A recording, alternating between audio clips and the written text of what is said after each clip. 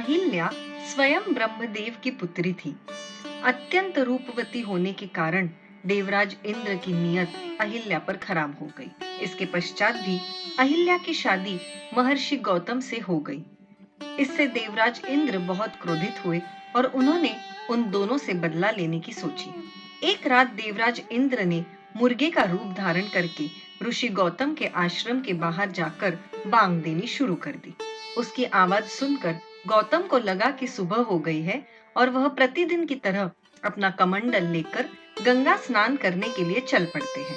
पीछे से देवराज इंद्र ऋषि गौतम का वेश धारण करके अहिल्या के पास चले जाते हैं और उसके साथ समागम करते हैं। जब ऋषि गौतम गंगा तट पर स्नान करने के लिए पहुंचते हैं तो उन्हें ये आभास होता है कि अभी सुबह हुई नहीं है। अवश्य ही किसी ने उनके साथ छल किया है। इसलिए वह तुरंत अपने आश्रम की तरफ चल देते हैं। ऋषि गौतम अपने आश्रम पहुंचते हैं तो वह देखते हैं कि उन्हीं के भेष में एक व्यक्ति उनकी कुटिया से निकल रहा है। ऋषि गौतम परम तपस्वी थे, इसलिए वह छल वेश में भी देवराज इंद्र को पहचान जाते हैं और उसे कुरूप होने का श्राप देते हैं। यह सुनकर अहिल्या अपनी कुटिया से बाहर निकलती है। तब वह समझ जाती है कि उसके साथ छल हुआ है और अपने पति ऋषि गौतम के पैरों में गिरकर क्षमा मांगने लगती है।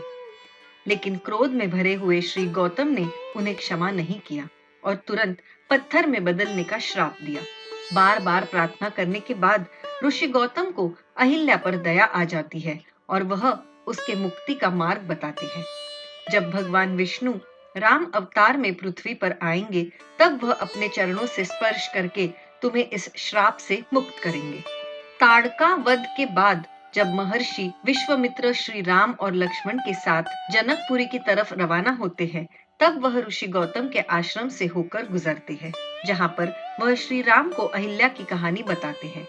तब श्री राम अपने पैरों से स्पर्श करके पाषाण में परिवर्तित हो चुकी अहिल्या को शाप मुक्त कर देते हैं और इस तरह भगवान राम के द्वारा अहिल्या का उद्धार हो जाता है।